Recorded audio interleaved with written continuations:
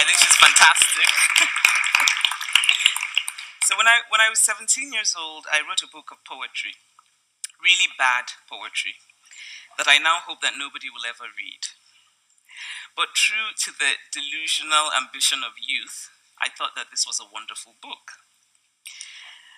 And in Nigeria, when a book is published, it's customary to have a book launch to introduce the book to the public. And so I set about planning a book launch for this terrible book of poems. There was a powerful man in the media who I knew would help with this book launch. And so I found my way into his office in Lagos. And I told him about my book. Would he please support the book? I asked. He was very impressed, he told me. While other teenagers were hardly reading at all, I was serious enough and focused enough to have written a book. He was pleasant, avuncular, warm. And then he got up from his desk and walked around to where I was seated, and he stood behind me. And in a move that was as swift as it was shocking, he slipped his hand under my button-down shirt, under my bra, and squeezed my breast. I was so taken aback that I did nothing for seconds. Then I pushed his hand away, but gently, nicely, because I didn't want to offend him. Later that day, I broke into a rash on my chest, my neck, my face, as though my body were recoiling, as though my body was saying what my lips had not said. I felt a deep loathing for that man and for what he did. I felt as if I didn't matter, as if my body existed merely as a thing to be done with as he wanted. Yet I told no one about it, and I kept talking to him, being polite, hoping he would help with my book. I was a feminist long before I knew what the word meant. I didn't read feminist texts. I just simply watched the world. I knew that the world did not give to women the same dignities that it gave to men. I was aware of how much the socialization of women was focused on men. Don't wear a miniskirt or a man will rape you. Learn to cook and clean so you can keep a man. Don't be too ambitious so you don't intimidate a man. Don't always say what you really think so that you can protect a man's ego. I felt heartened by the Me Too movement because it means that finally women's stories are being believed. Because there are now real consequences for the men who harass women. Because for too long, women did not tell their stories because they felt that they would not be believed or that they would somehow be blamed. But much as I'm happy about the consequences men now face, I increasingly find myself thinking about the women. How do we think about restitution? Is restitution even possible? I know a woman whose professor at university asked her for sex in order to give her a passing grade. She was very intelligent and very hardworking. She turned him down. She was sure he couldn't possibly give her a failing grade because she would do too well on the exam. But he did give her a failing grade. It was her final year in university in Nigeria. She needed a certain GPA to apply for the job of her dreams. But she didn't have that GPA because of the failing grade. And today she's an unhappy person working at a job she dislikes but has to keep because she has to earn a living. Now, if that man had not done what he did, what would she have been today, I sometimes wonder. Might she have become a successful and fulfilled person?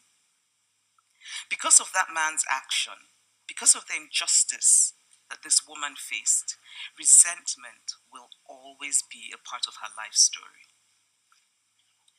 How do we measure resentment?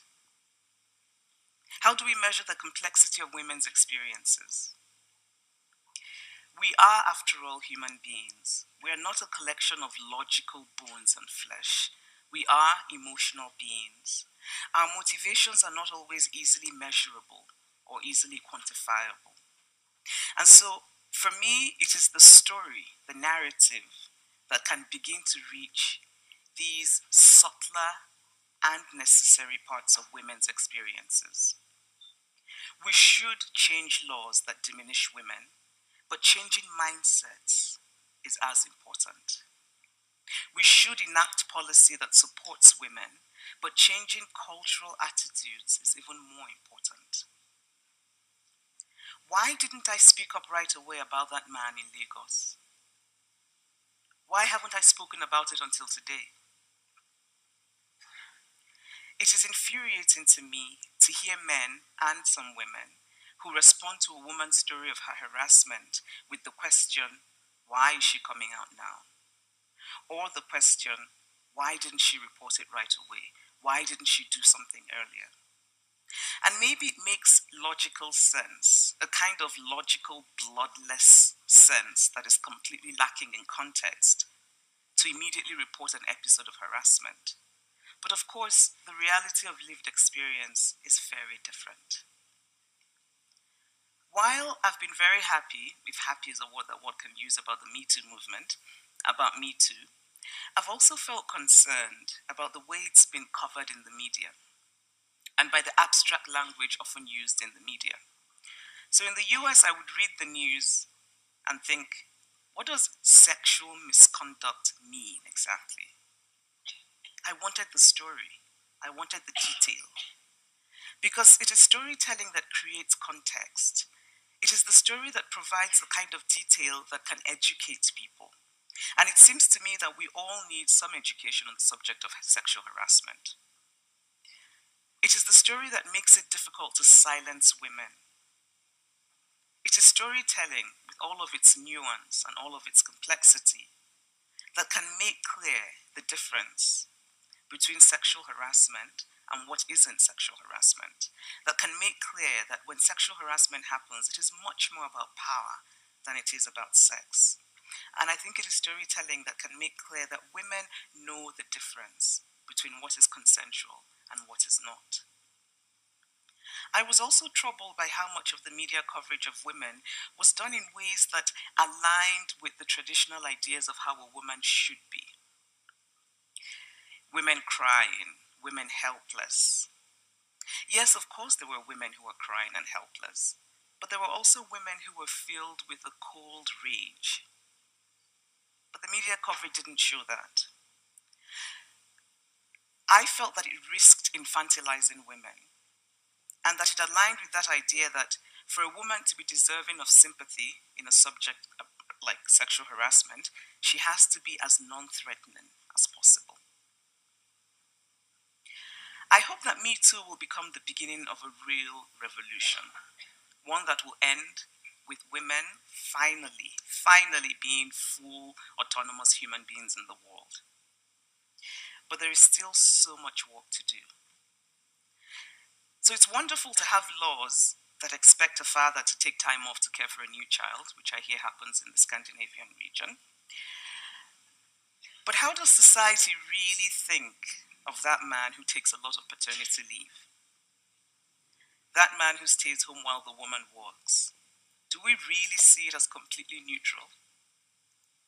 Is domestic work really gender neutral, or do women still do a majority of it? The politics of domestic arrangements matters very much because the discourse around women and work is really about domestic work. If the traditional expectations were not that caregiving and domestic work were primarily for women, then there would be no need for us to have conversations about, can a woman have it all? Because we never speak about whether a man can have it all. I have a friend who's in an ostensibly equal marriage. Both of them work, both of them are progressive. But she does most of the childcare and the cooking, and she handles the children's school arrangements and that sort of thing. And she said she was fine with this until one evening when she realized that her husband did not know where her children's socks were kept. And that was the moment she felt enraged. But she also said that when he did try to do the housework, she sometimes felt uncomfortable or overly grateful or certain that he wouldn't get it right. And then she would be full of resentment. How do we measure this insidious and lingering effect of social conditioning that women go through? How do we account for the ways in which societal conditioning holds women back? Literature is my religion, and I've learned from literature that all of us human beings are flawed. And I've also learned that all of us have the possibility of redemption. We can remake the world. I believe that. We can remake masculinity. We can change it from this narrow cage that traps men into a humane idea. We can expect men to be vulnerable. We can give men the language of emotion. We can teach men to respect the autonomy of women. We can encourage little boys to cry.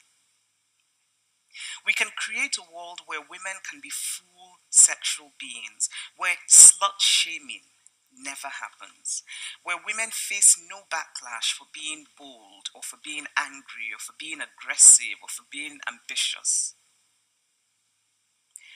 We can create a world where there are many women in real positions of power, because representation matters. I think Sweden might have started off fairly okay, but there's still a long way to go. There's such a thing as a female prime minister, Sweden. We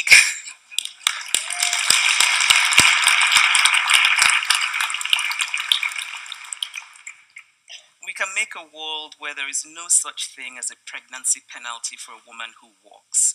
We can make a world where we all collectively support those human beings whose bodies do the difficult and physical work of ensuring that the human species does not become extinct.